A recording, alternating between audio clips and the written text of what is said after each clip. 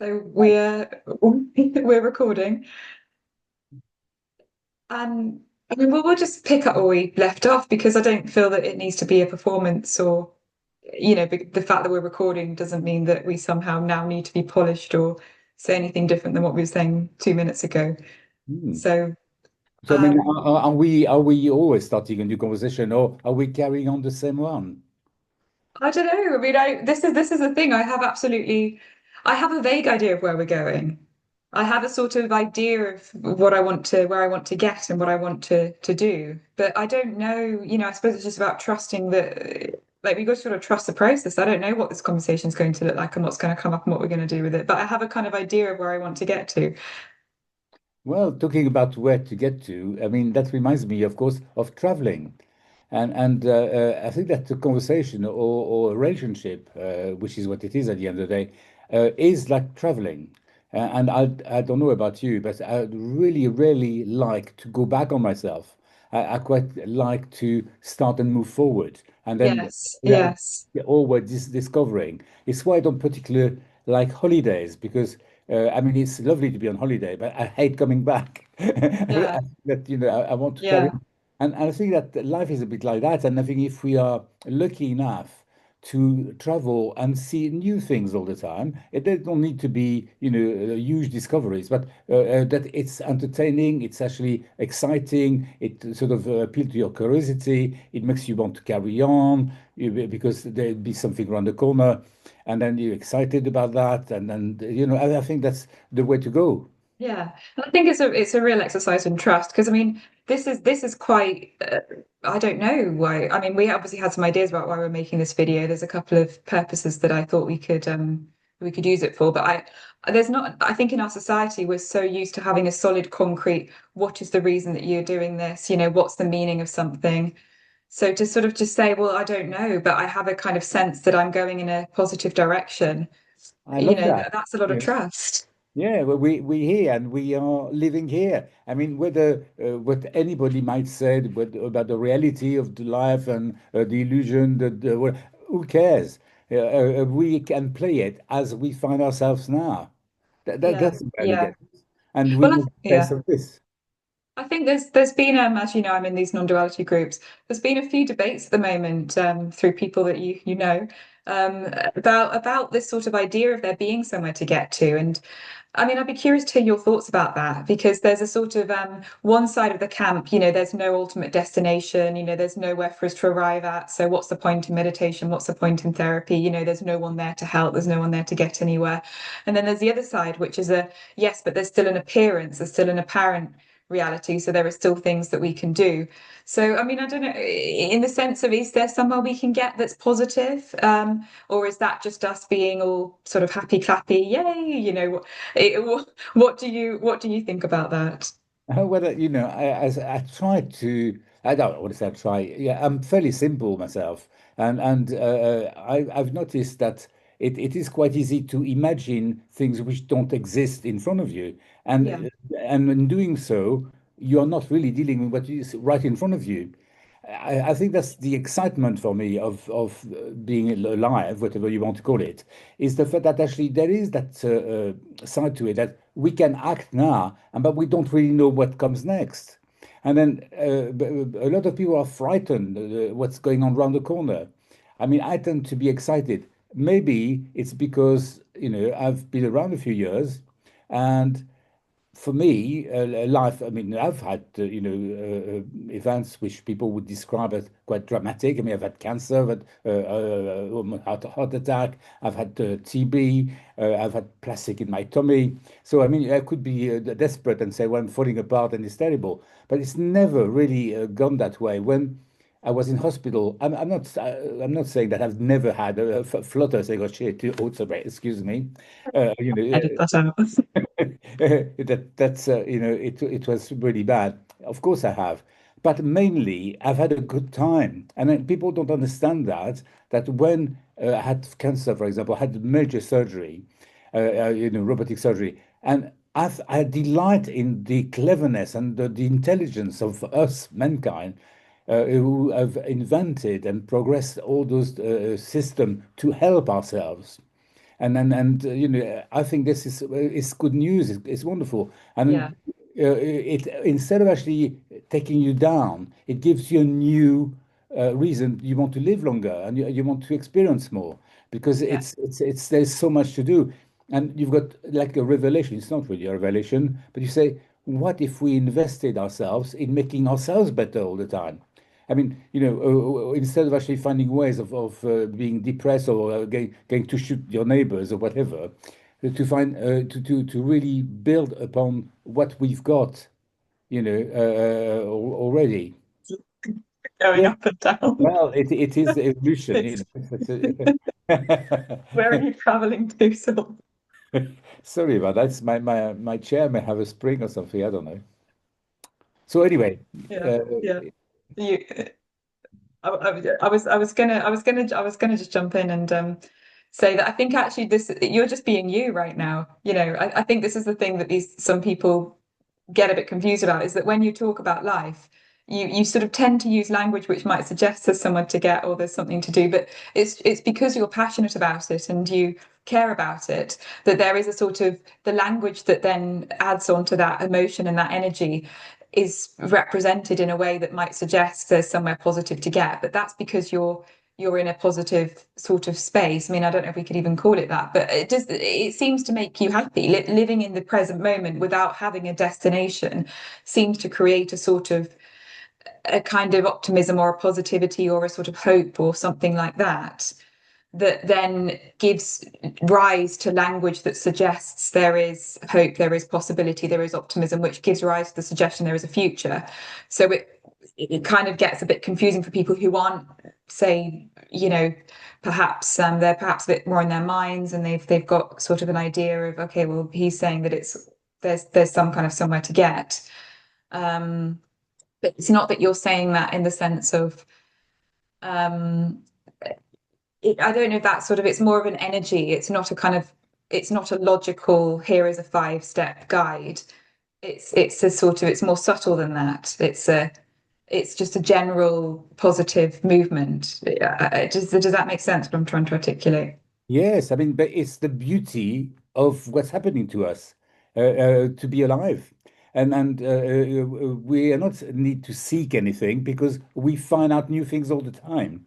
This is just the appeal, and I suppose that actually because of society, I don't explain that clearly. We don't really know, but it seems that so many of us, including me, you find yourself in life in a trap.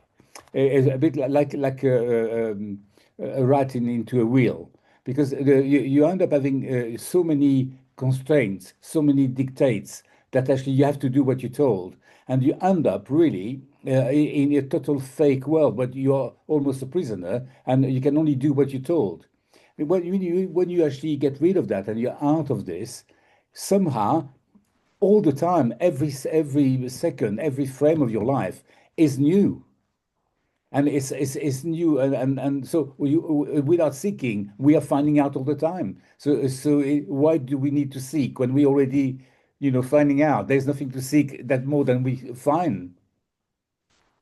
Yeah, it's a beautiful message. I mean, listening to you talk and we say, oh, there's nowhere to get, there's no journey. Why are we having this conversation?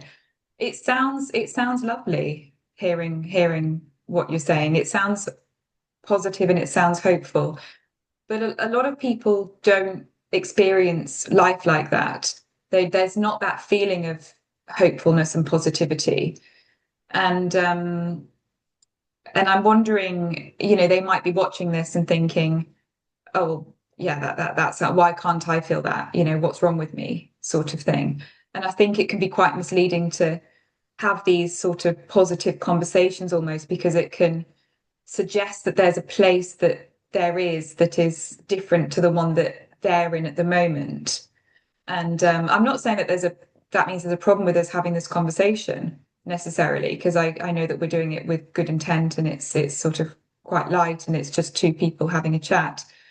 But I'm mindful of when I would sort of watch these videos, many, many, many of them, and there was this kind of alienation. I felt a lot of sort of, but that's lovely. That sounds great. I wonder if one day I can get there. But there was almost a kind of sense of, well, I'm not, there can be a sort of separation, and it's difficult because you don't want to say that, like, yeah, like life is rubbish and, there's nothing to live for. That's not something that, you want to be kind of, well, or do we want to say that, because that seems to be the other side of the coin, and that seems to be and I don't think it's necessarily depressing, but more the reality of, so for some people it can be comforting to think that actually where they are right now is okay. Actually it's fine. You don't need to do anything other than what you're doing right now. This idea of there being a journey or a destination or a path can make people feel like they're behind on it. Because if there's a path, then there's a beginning and there's an end, and some people think, well, I'm at the beginning, aren't I? And that can kind of create a sort of hierarchy and a sort of poor self-esteem maybe, or sort of self-criticism. Yeah, so it sort of feels paradoxical that we're even having this conversation, and I don't have a solution, but I know that many people watch this, and I watch this because there was real suffering. I don't know if that is something that you can maybe talk a bit about, what suffering means to you, and when people say it's an illusion, what do they actually mean by that? Because it can definitely feel real. Like, what would you sort of say about that? Well, I certainly, I believe I do understand what you're saying, and I do observe that myself, you know. So, and what I want to say very clearly for anybody who listens and whatever way they understand it, is I am a normal guy. I'm not claiming that I've got some answers to the problems, or that I'm a superhuman. I'm just like everybody else. And like every human beings, I have had in my life the need to find out things, because sometimes, I couldn't cope well, or I was confused. And so, I understand what it's like to be depressed, have been depressed in my life. But what's happened, and when I have got somebody in front of me who tells me, for example, well, I'm sorry, so you're I'm very happy for you, you're happy, but that doesn't help me in the slightest. In the contrary, it gets me even more down, because why can't I be the same, or are you lying to me? Are you making it up because I can't feel it? So I understand all that, but I only can talk about my experience, because I'm not somebody else. From my perspective, when I was depressed, or when I've got, I don't get depressed now. I still have issues I need to address. So it's not like if it's plain sailing all the time. There are challenges, but the challenges become more, interesting. And this is what I want to come to. Is what I notice, actually, if I've got somebody in front of me who's actually very unhappy or very depressed. My question is, well, you are depressed, you're unhappy. Do you want to be depressed? Do you want to be unhappy? They would say no. So, okay, so start from there. Say, I really don't want to be depressed. It's not you don't want to be like me. You just don't want to be depressed, do you? You don't want Mm. to be unhappy. So Yeah. what are you going to do about it? And that's where I find that actually is the difficulty. Is all it takes to somebody who's depressed or unhappy is to say, I'm depressed, I'm unhappy, and I am going to get myself out of it. Because I see that actually by the way I'm now, I actually sustain my depression, sustain my unhappiness, because I keep feeding it. And I don't have that will in me saying, yes, it's bad, but I am going to get out of it. I want to find a way out of this. It's not Yeah. right. I know it, and I'm going to find a way. So that is a big step, because it means, and you've got to accept when you say that to yourself, you've got to face the fact that the answer is, but I don't know what to do. Yes, exactly. That's And it. and you once got to face that, say, okay, I don't know what to do. So how to go about it? And there's only one answer to how you go about it. You have to find out how life works. And you've got to actually really, observe everything, and review. It's like therapy in a way, but it's starting from scratch. How do we know who we are? How do we work? How, you've got to really go back at the beginning. So it's a hard piece of work, but it's so amazing if you can make the first step and realize you've opened the door. You're doing it again, Sylvan. It's so. I mean, this is Sorry about that. it's completely impossible not to create a sort of sense of a path. You know, you've got to see life. You've got to do X, Y, and Z. Because actually, what depression is for me and what it was for me was it was the conditioned mind. It was the part that had almost like a sort of interloper had set itself up as me. It's who I thought I was. And it doesn't want to get better. You know, why would it want to get better? So it's almost like there's a me who can say to that depressed part, come on, let's go to therapy, let's do a meditation practice at the same time each week. And the damn thing's going to resist because it doesn't want to go away. So Exactly. it's sort of, there's a part of you that just feels completely powerless. And I think that's the part of me that I needed to be spoken to when I was struggling, because I would watch these videos and think, oh, they make it sound so easy. That sounds like there's a path. That sounds like there's a way out of it. But it's what you're, and I know you are saying this, what you're sort of pointing to is actually what is life? What actually is life? What is awareness? Because it's awareness that does the work. It's not the part that's the depressed part. You know, that part doesn't want to get better. It doesn't, because it's in the driver's seat, and that's what it's like, the conditioning, it's like the ego. It doesn't want to go. It's So because we're what saying the you same see, thing. what you're saying here quite clearly is that our problems come from our thinking about them. It's the Yes, and we thinking can we problem. can't fix our thinking with more thinking. But no, this is done. You've got to abandon your thinking because your thinking is not you, is it? Yes, but you can't think a solution out of thinking with with a lot of thoughts. Well, there is the answer is all still the same. Is when you say I don't know, and you generally keep repeating I just don't know. I have Yeah, no answer. I have no yeah, answer, yeah, because you've got to yeah, realize then, when you keep listening to yourself saying I don't know, and you've got to actually really face the fact that we don't, you don't know. You really don't know. So when you don't know, you can't think, can you? Because that's the end of that sort of egotistic knowledge.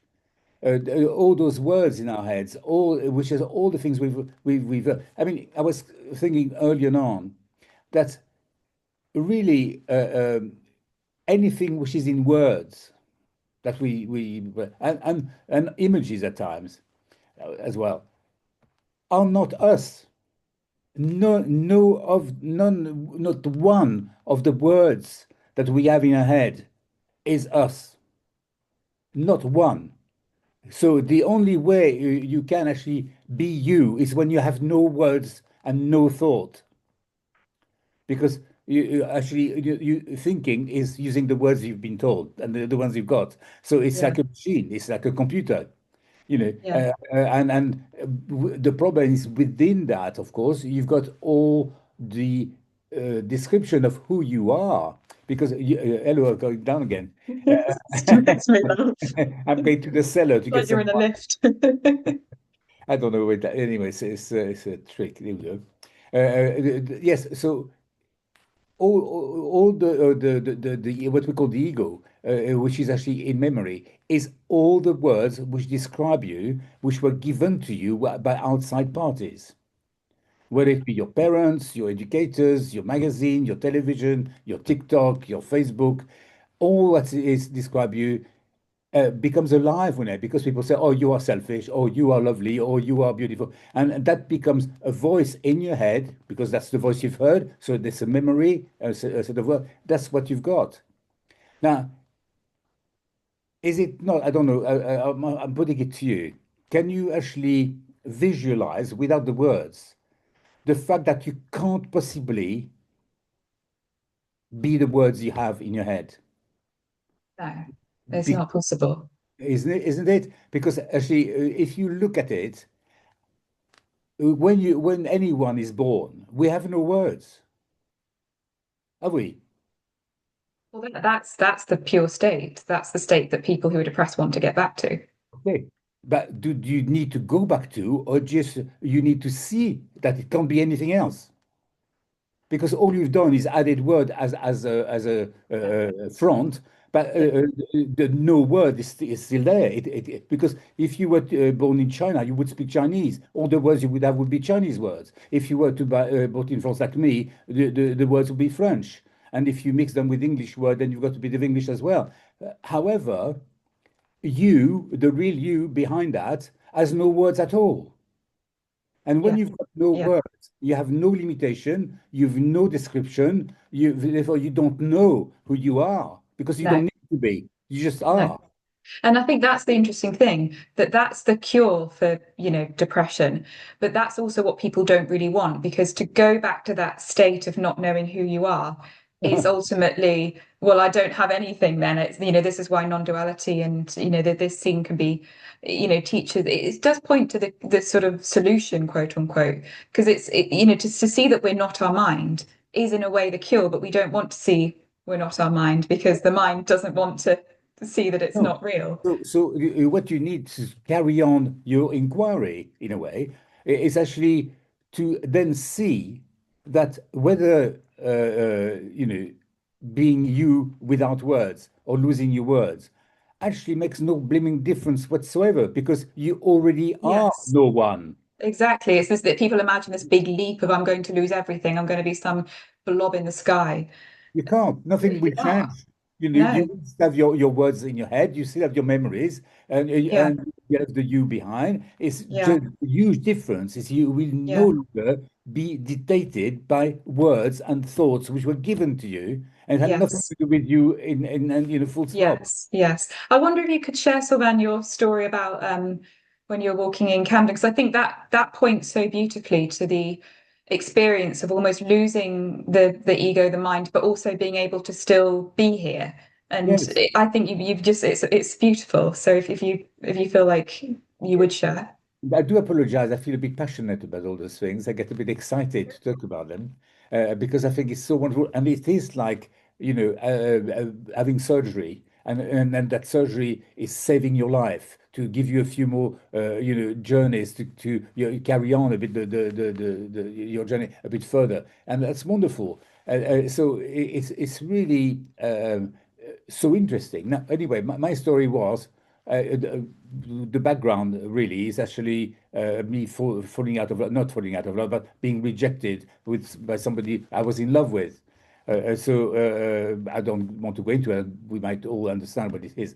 Whatever it was, it had become an obsession in me because I was really suffering from the rejection. I was, I was so dependent on the belief that I had found my other half, in effect, and therefore it's like something had been ripped out of my heart, and really physically very painful.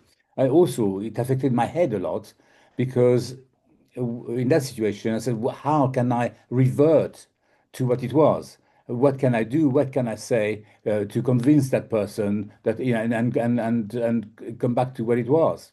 Now, that's where my brain went on overdrive. I mean, and I was reviewing every instance of similar situation, whether I've seen them in film, or somebody told me about it, or I read it in a book, or somebody else had said something. I listened to what people were saying about it, do some research about all this, and tried all those variations of things. One day I would write a letter, the next day I would send some flowers. I mean, that sort of thing. You try anything you can to attract the other person sort of back into loving you.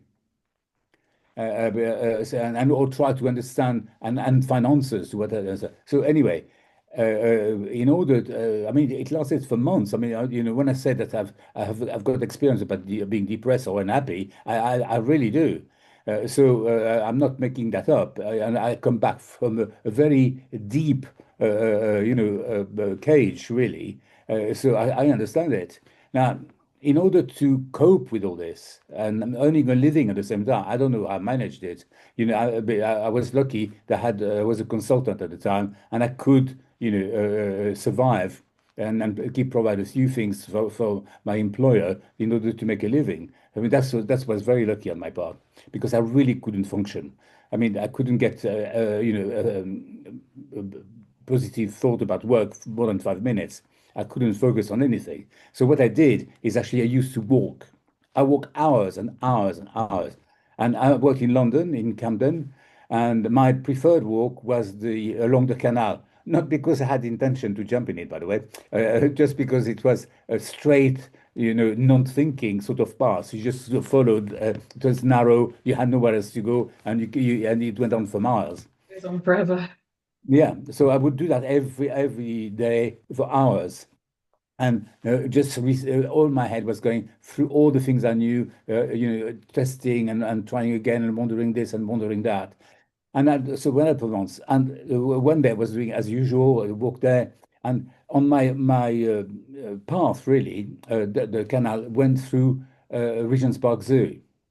And I say that because I remember to this day what happened. I get to a part where you see the aviary on your right hand side, where all the birds are, and I arrived there, and suddenly, but really like an explosion.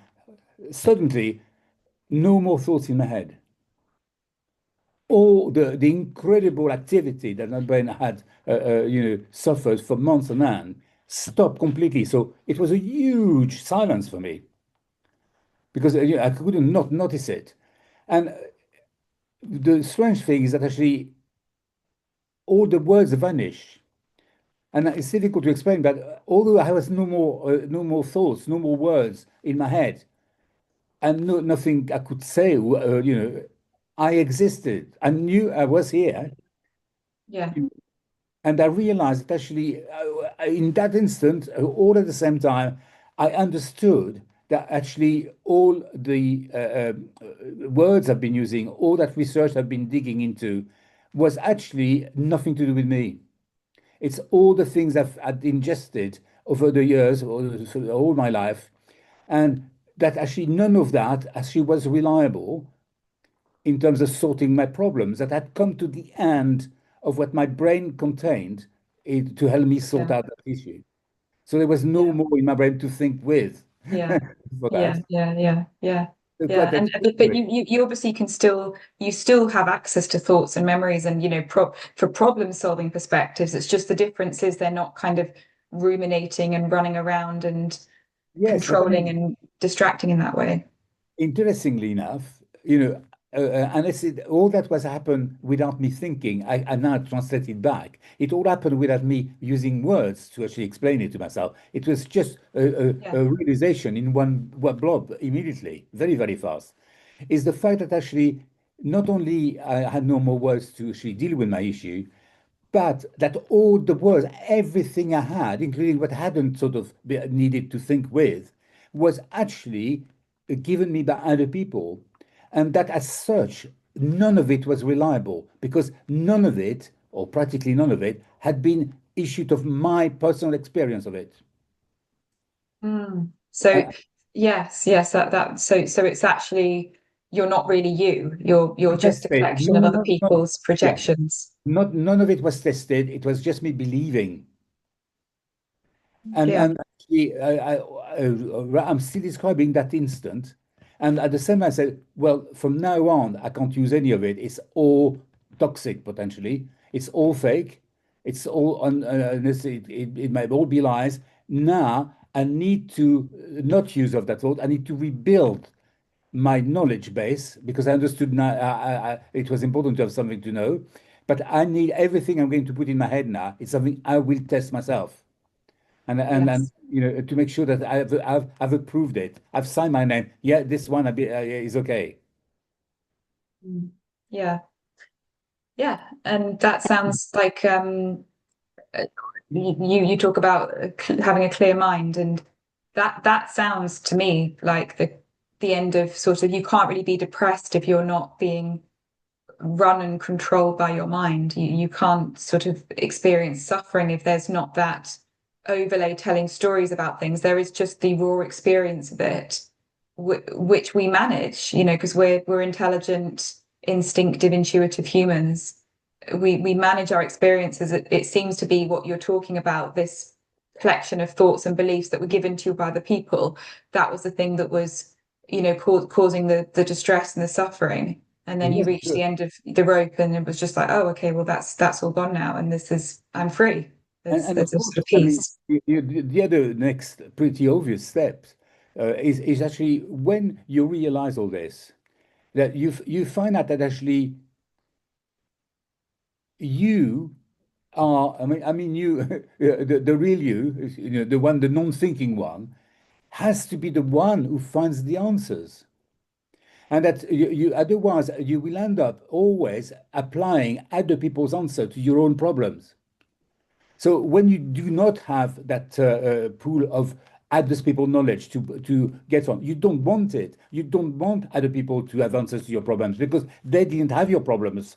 So basically, the answers you will have will not answer what your challenge right now is. And I think on a very instinctive level, people know that. And that was takes us back to the start of the conversation where actually what we're saying, it's not about the words, it's not about the content. I don't want people to now take a trip to Camden and walk along that bloody long canal. I don't That want to do you it for you them. don't want to sort of create a pilgrimage or something of everyone doing Yeah, that. I mean, it's some clever people. If I ever became famous for no reason at all, but as people get famous, somebody will write a book called the Bible and say, "Now you've got to walk the path along the canal, and you will find the answer." This is how those stupid things are born. Sorry, I Yeah, don't want to insult anybody. stupid things, Sylvan. They are those pilgrimages, which actually lead people to sacred places, and they don't exist. The only sacred place is you. That's you're absolutely right. But you were expressing something, and it's a bit like art. The sacred place is within the artist, but then people see the painting and they're, oh, that's so sacred. Oh yeah, I want that on my wall. But it's sort of what's it pointing to? What's it pointing to? People get caught in the content. They hear, oh, Camden and walk along the canal. But you're just telling a story. You're just being you. This is just life's intelligence that's speaking. And Yeah, maybe it's that lands. nice. And if that lands, beautiful. Yes. It's That's just it. fun. But yeah, but the thing is actually once you have that, I mean, you've got to work at it. You've got, I mean, when you discover something like that in yourself, what's happened to me, it made me so incredibly curious. Because you've got so many years to catch up with. I mean, I had dozens of years, to catch up with of all that rubbish I'd been ingesting in my head, and then suddenly said, "Well, I've got none of it left. There's nothing left there." What do I do? What do I do next? But actually, it works out quite well, and it's quite easy to actually then acquire the knowledge you require, yourself. That's becomes far more exciting. It's like really have a new lease of life, completely new. Mm. It looks exactly the same. It works exactly the same way. But now you're no longer a victim. You are in charge. Isn't it beautiful? Because I mean, I think most of us can relate to that experience that you had and I mean, heartbreak is I would say that is the drive for finding love. It's where we're really pushed to our limits.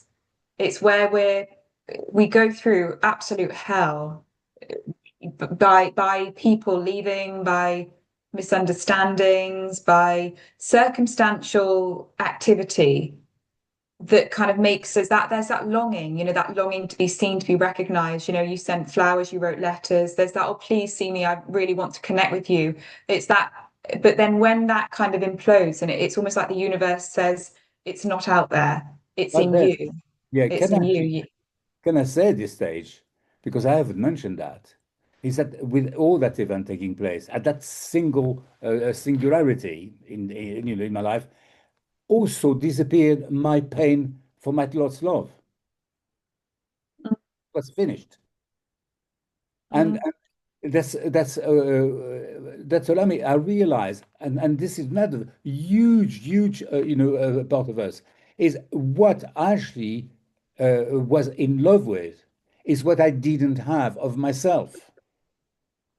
So yes, all yes. all that reservoir of words and memories and ideas from other people was masking completely the not knowing me and all my genuine original gift as a human being from being a human being, if you understand what I'm saying. We are replacing our natural gifts of intelligence, curiosity, looking after life by knowledge which doesn't belong to us. And that knowledge which doesn't belong to us is stopping or masking what we naturally would be doing, if you understand me. And there's an idea that that can be found in another person, that can be found in That's what you love project. out there. Yeah, that's what basically that part of the real you, which is hidden by your ego, basically, that let's say it that way, is actually masking, what you fall in love with, because it's So so essential. We are missing an essential part of ourselves. That's and what it's it. and it's easier to see it out there than it is to see it in us. Of course, because that's completely new outside, isn't it? That's why you couldn't function properly. That here it is. And so this is the ultimate gift, to be given a sort of the external world, almost a sort of abandonment in a way, where people, there's that kind of sense of no, it's not out here. That feels, it kind of forces you to then go inwards and see, I've always had it. It's always been here. As long as you can stay with it and be, because people get angry and you get resentful and depressed and oh, the world hates me and this is terrible. And that can almost be a blocker to see that this is a lesson. It might be a hard lesson, but if you see it in a way of you're a victim and this is all happening to me, then it almost can interfere with the lesson that life's trying to teach, which is that, the awakening, the opening up. Yes, I mean it is actually a difficult one because in effect what do we want? So not all of us, but what do we want in a relationship? I'm talking about a loving relationship where you fall in love and whatever. What it is we are seeking? Why is that other person becoming so important? Well, for good reason. First of all, we can express ourselves more freely. When you're in love, you talk rubbish, don't you? You see things beautiful. You look at the flower and you think it's absolutely marvelous. Your experience of it at the time is genuinely marvelous. People think you're mad if you explain to them, but for you, it's actually absolutely right. And then with that person you're in love with, when you share that, they totally take it and they think it's beautiful. So it's sent back to you. So you feel you're Mm. so exceptional in that way. You are witnessing the real you, but then you fall in the whole habit to actually having somebody to tell you how marvelous you are. Where It's mirrored back to you. in fact that mirror you don't need it if you're you because you know inside you don't need somebody to tell you how marvelous you are. You just are. Mm. Well, there you go. Oh, well, Oh, but that's been really interesting. Is there anything else that we've talked about depression, we've talked about suffering, we've talked about the ego, the experience of the mind and awakening. Yeah. What else is there? What else is anything coming up for you that you'd like to talk about? well, I mean, we could have started another conversation, which actually it doesn't, we don't fit here. So we can actually stay where we are. Maybe in just saying that because of when we started the conversation, I really, really, really, really wish I knew what to do to make people who are depressed or unhappy see that they don't need to be. And I I'm sorry if I upset anybody because of what I said, but not who I am or the way I present things. But in a way, I think that, well, maybe there's a reason why you might be upset by that. And maybe that's a little step, which is maybe hear the fact you have not to listen to me. You have to actually listen to yourself, and you've got to make the effort to do it. You have really to, like I did, try your brain to find if you've got the solution. If you haven't, then stop talking to yourself. You know, this is that voice in you telling you you're depressed. You are not depressed. It's that voice in your head saying you should be sad. You're not sad. Mm. It's actually it's in your beliefs in that box where you've actually all the things you've heard in your life have been stored. None of that is you. Anything which is in language can't possibly be you. It's impossible for it to be you. And since this is just a box with words, to lose that box is actually of no consequence whatsoever. And you already are who you are. The one who doesn't need to know who you are because you are. You're already there. There's no danger in that whatsoever. Mm, And that's how marvelous life is, in fact. mm. I know how much passion you have for it, and I know you've written about it. You offer support one-on-one.